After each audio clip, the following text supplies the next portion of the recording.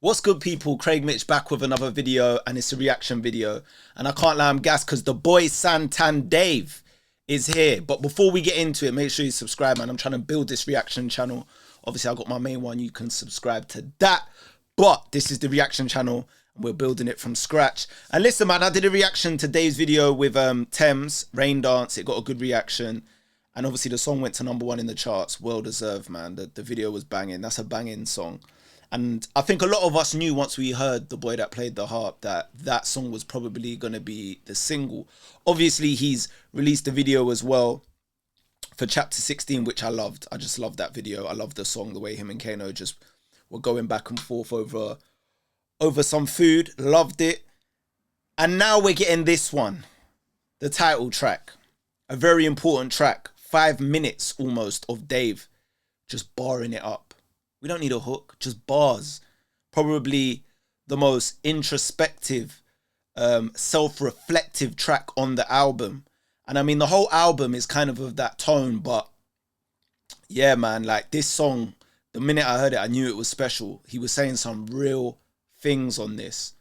So for him to drop a video for this, he's kind of given us 3 different vibes with each video. The one with Kano is kind of like 2 OGs, talking about their life and how to navigate life over some food. It was a nice concept song.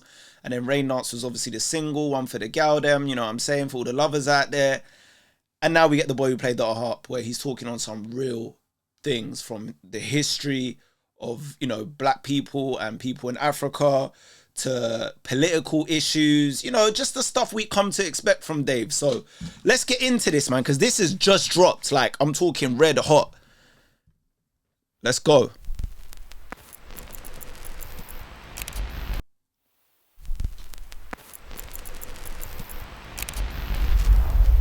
Wait, who's the director? Because I want to make sure he gets his shout out. Like, who's that?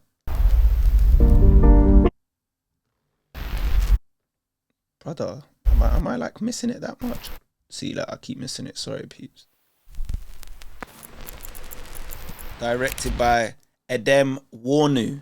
I hope I said your name right, Edem Warnu. Cool.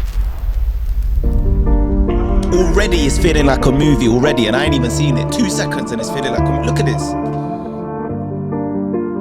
What's that? A skull in the background.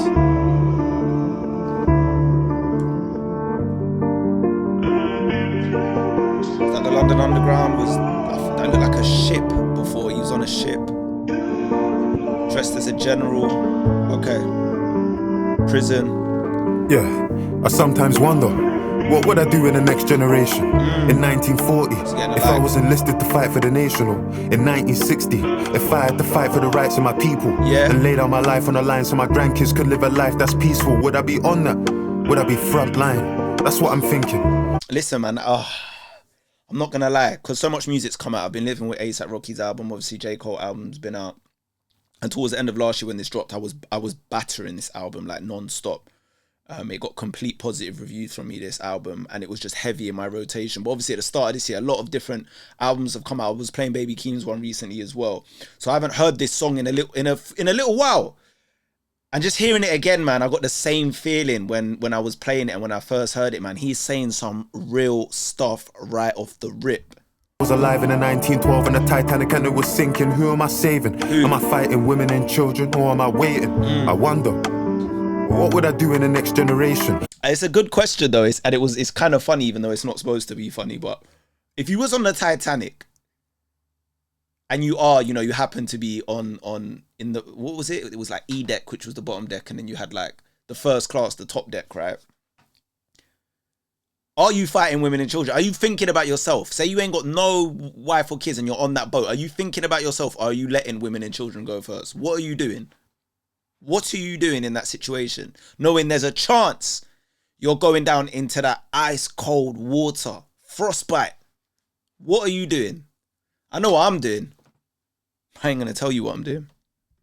I love Kabbalah. If they captured me for the sake of my father, would I stand on my honor like Hussein did and then tell them to make me a martyr? Would I get smarter? What? Forgive my oppressor, stick to the creed. Yeah. If I got locked inside like Nelson Mandela but never was been free. freed. I see a white man dance to rumba. Ain't studied Patrice Lumumba, but get on the stage and sing like Sumba, like Jaja Sumba. Hey, the makeup and everything. I wonder, what would I do in the next generation? Would I fight for justice? Is it the reason my mum named me David? How can you be king? How can you be king? Don't speak for the people. That lyric hit hard because it's like there's a lot of people calling themselves king, and I know like it's double entendre off because a lot of people will be talking about just in life, how can you be a king if you don't speak for the people? But also in the rap scene, how can you be a king in this thing? David's saying he's the king of UK rap. How can you be the king when you don't speak for the people? You speak about your jewelry, your cars, your clothes, the girls you're beating, all of that, but you don't speak for the people. You don't speak on what really matters out here. So how can you have the crown? And that's something Dave does. But I just want to say this video is cinematic, man. Who in the UK right now is making videos like this, man? This is we're talking Kendrick levels, we're talking J. Cole levels, we're talking Tyler the Creator levels of artistry in the video with Dave right now. Other people in the UK aren't really making videos, well, rappers at least, of this level. Me out and compare like me and these niggas are equal. I'm a black man and this bozo saying my music's socially conscious, while the man them trolling responses. Lots of white boys with braids with the beads in their hair. Crazy.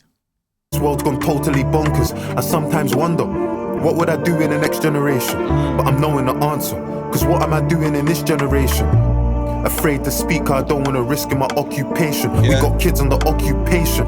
Our parents, they wouldn't get that. No. The people that died for our freedom spoke on justice, couldn't accept that. I talk about the money in all my accounts, so why don't I speak on the West Bank? Remember, growing up, I talk about the money in all my accounts, so why don't I speak on the West Bank? Obviously, banks have accounts in them. And, you know, he talks about flossing, but, you know, he's not speaking about what's happening over in Gaza between, obviously, Israel and Palestine. So, you know what I'm saying? He's basically saying, look, if I can talk about all of that stuff, why am I talking about, you know, these massive issues that are going on right now? And I do like the fact that he's questioning himself. the damage 7/7 did, extremists and terrorists. I was afraid of the Taliban, can't speak out on illegal settlers, now I'm afraid of a shadow ban.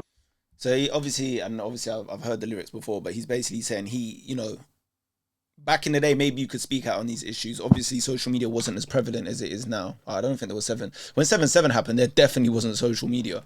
But he's saying like he's afraid of a shadow ban, so he can't really speak out on things. Is that a good enough excuse to not speak out on things? I'll let you be the judge of that. Do you know what I mean? Because certain people, like, at the end of the day, if your business runs online, the last thing you want is a shadow ban. You know what I'm saying? And it's definitely a thing out here. Don't ever think it isn't. What would I do in the next generation? Critiquing African leaders for selling our country's natural resources to the West for peanuts. If they don't hear, they'll feel us. I question what I'm alive for. And can you say you're alive if you ain't got something you're willing to die for? What am I willing to die for? What am I doing in this generation? I get in my head sometimes. I feel like I'm in despair. That feeling of total powerlessness. I get that sinking feeling that good ain't defeating evil. I put their pain on vinyl, but feel like that shit ain't moving a needle. Retweeting people, raising awareness. In all fairness, ain't gonna bring Chris back to his parents, but there's no other option. It's a process, gotta stand and protest. Cause they want man silenced, cause they want man dead, or they want man hopeless. In the next generation, I spoke with my ancestors in the night and I showed them. They spoke with tears in their eyes for the brothers they lost and said it was progress. How can it be progress? I asked them, confused, disgusted. They said, David, just so you could fight this, you know how much suffering touched us. And you got a chance, we come from a time and a place where you couldn't get justice. Had to find peace in the fact that we all answer to the one that we trust in. And in our generation, we did do peaceful protests just like you. Burnt buildings just like you. Did boycotts just like you. Sat in a hostel powerless, did feel powerless just like you. It's true though, you know, the older generation, they definitely went through these things. They definitely paved the way. It might not have been carbon copies of what's going on today. A lot of what's going on today is digital and spiritual warfare. Obviously there was spiritual warfare back then as well, but it's things are operating on a different plane right now. You know what I mean? But they definitely went through all the things we went through and more, for sure. Know that it may sound strange, but we made some change and we're just like you. I know that you question your character. I know that you suffer in silence. I know that it don't feel right when you go to the club in Victoria Island. Cause how can you dance in a club there's 100 people begging outside it? I know the sins of your father. I know that you're desperate to fight them. So step in your purpose. Speak for your people. Share your secrets. Expose your emotions. You might not see, but there's people that need it, never demand it. And if God... It's facts though, it's facts. When you're in a position that Dave's in, you know, and even just a lot of rappers out there that have got huge platforms, don't ever question if you should speak up about, you know, certain things. And it doesn't necessarily have to be like war, political things, but just things that can definitely have a effect on people, a positive effect, and make them question things. Do you know what I mean? And I feel like that isn't everyone's purpose, but if you're questioning whether it is your purpose, then maybe you should kind of, you know, explore that, because there's a reason you're questioning it. Run it, manifest it and receive it. Your name is David and that covenant's sacred. You got a promise, so keep it, deep it. That man talking the thing, but I bleed it. I wanna speak on the scene, but I've seen it. Tried in the fire, but I get some anointed. Kano passed me the torch, I received it. God told me I'm the one, I believed it. Shout hollow man, cause he helped me achieve it. I'm the youngest of my brothers. Father, he's the burden on my mothers. Give these niggas money, see their colors. Don't mix me with them, I'm not the one. Grind and miss the summer when it comes. I'm Abraham, I sacrificed the son. Where I'm from, they sacrifice a son. Hold up, I ain't finished, I ain't done. My ancestors told me that my life is prophecy. And it's not just me, it's a whole generation. Also, I wonder how much of this is AI, if any. Because this is the problem with AI now. Like, we don't know. People can do amazing things with creating visuals with AI, especially with a huge budget. I'm seeing man do it with apps. So if you got a huge budget, you ain't really got to go and do the things you used to do. Get hundreds of extras, get hundreds of different backgrounds. Like, some of this could have been AI. I don't know. Only Dave and the director will know. People gradually making change. They ain't a greater task. Shift that, make a name, make a start. They'll know what they're facing when they ask. With the will of David in my heart. The story of the boy who played the harp. Cold. We got to hit a round of applause for Santan.